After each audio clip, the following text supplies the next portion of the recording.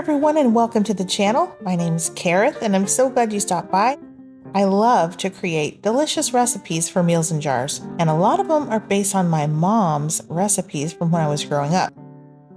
We used to live in Louisiana for about 4.5 years. We lived in Pineville, Louisiana, which is in central Louisiana, and we had some sweet friends at church named the Stalmakers, and they had a restaurant. And Miss Stalmaker gave my mom her recipe for gumbo. And that's the recipe that we have always cooked in my family.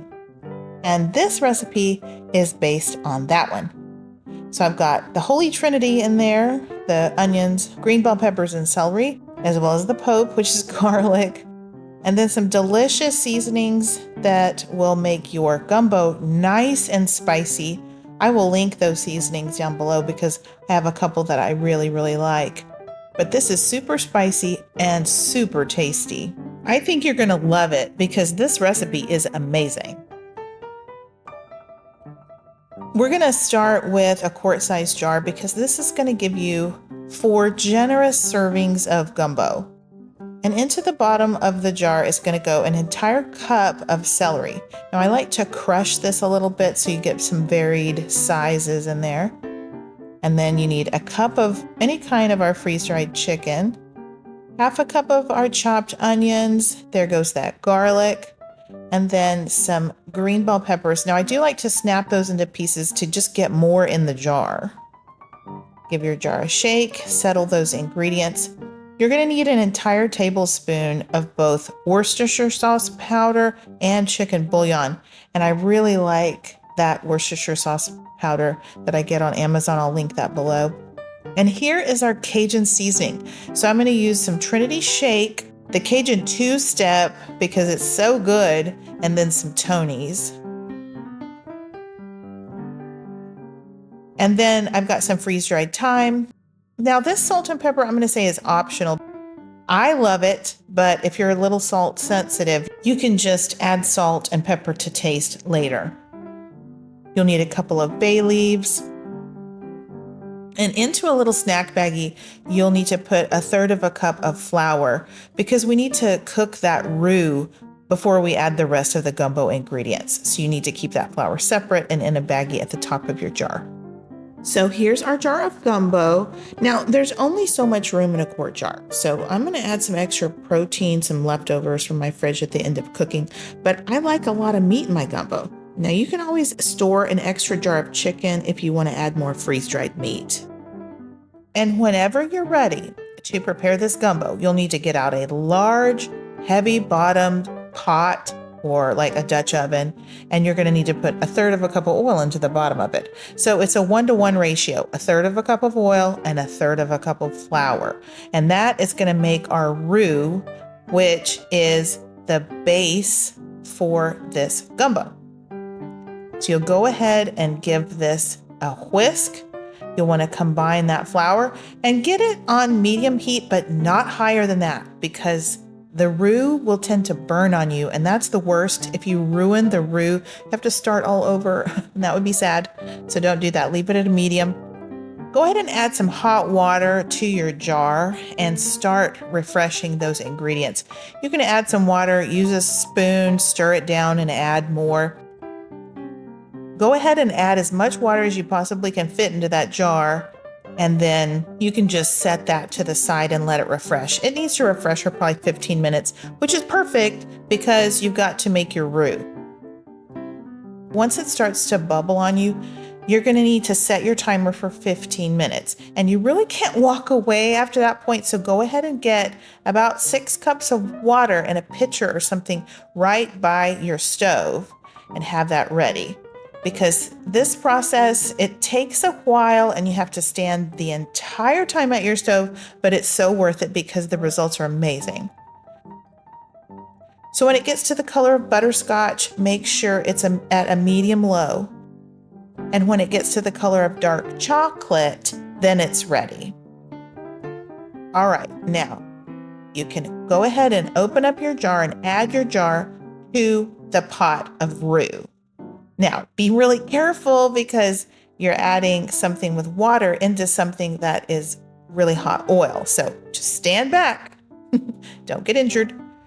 Go ahead and saute that for probably a minute, and then you can add your liquid. I should have added hot liquid. I just added cool liquid to that. You need about 6 cups.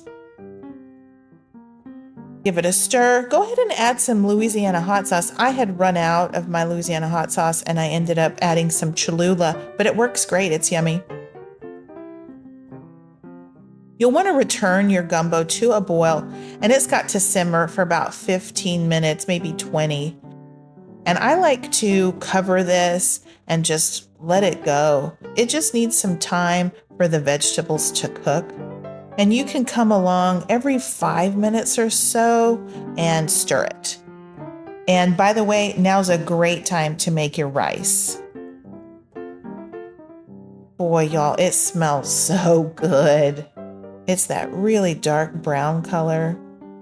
It's just so different. This is a completely different, unique kind of soup, and it's spectacular. If you've never tried gumbo, oh, you're in for a treat. Now, optionally, you can add some more proteins. So I just added some rotisserie chicken that I had in my fridge. It's great in there. And then that is just frozen shrimp. I put it in frozen. I know it's going to cook quickly in this really hot soup. So yeah, add whatever you want to add. I suggest some andouille sausage or any kind of smoked sausage. You could just cut it into coins and add it in there. Heat everything through. I probably cooked that shrimp in that hot, bubbly soup for maybe 5 to 7 minutes until I knew it was cooked through. And then just go ahead and give it a taste. Adjust your seasonings. I didn't add a thing. I thought it was perfect. And you can go ahead and serve that up.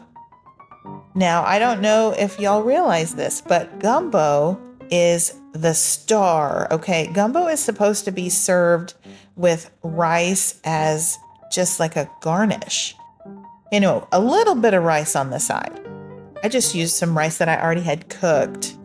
I had some scallions growing out back, so I went and got those and chopped them, put them on the top. I just think it's so pretty. Now, for some reason, my roux split. It's separated, and that's really never happened before. I think it's because I added the cold water to the soup instead of hot water. So if that happens to you, don't worry about it. It's going to taste amazing. It looks a little bit funny, but it tastes wonderful. When we lived in Louisiana and we would have gumbo for dinner, it was just like such a big deal. We loved it so much. There's several Cajun dishes that are my favorites from when we lived there. Gumbo is one. Dirty rice is another. I will link my recipe for dirty rice down below. But y'all, this recipe is so good. A big thank you to Mrs. Stoniger. You definitely know what you're doing. All right, I will include the full recipe down below as well as my shopping link in case you want to pick up some of those Thrive Life ingredients you see back there. I'll also include my website where you can pick up a copy of my ebook. I've got a cookbook and I've got it in ebook form and in print. So it's over 90 recipes. What I did was I took all of the recipes for Meals in Jars from my YouTube channel and I made an ebook cookbook with it. And so it's an amazing cookbook, great recipes in there. And then just recently, I converted it to print and I've got that for sale on Amazon. I'll link that below. If you are enjoying my content, I would appreciate it if you hit the like button, give me a thumbs up. And also, if you haven't already, please consider subscribing. That really helps my channel to grow. You'll have to let me know in the comments below what you think about gumbo. What's your favorite kind? Do you like shrimp, chicken, sausage? Let me know in the comments. All right, guys. Well, thank you all so much for watching. I appreciate you. And I just hope you have a blessed day. Until next time, y'all take care and keep thriving.